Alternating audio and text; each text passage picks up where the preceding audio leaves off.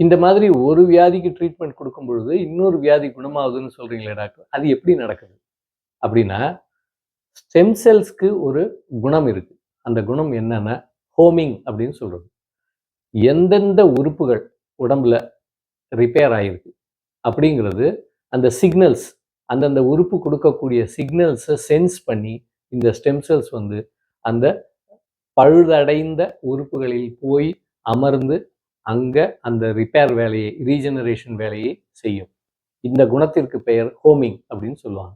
So இந்த stem cell தெரப்பிக்கு தான் அந்த ஹோமிங் கெப்பாசிட்டி இருக்கு.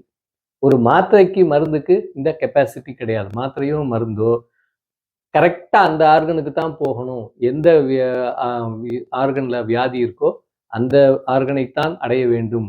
அங்க தான் வேலை செய்ய வேண்டும் அப்படிங்கிற தகுதி ட்ரக்ஸுக்கு கிடையாது. ஆனால் அந்த ஹோமிங் தகுதி ஸ்டெம் செல்ஸ்க்கு உண்டு. அதனால் தான் ஸ்டெம் செல் தெரப்பி மட்டும் தான் ஒரு வியாதிக்கு கொடுக்கும் பொழுது, அடுத்த வியாதி குணமாவதற்கு இதுதான் மூல காரணம்.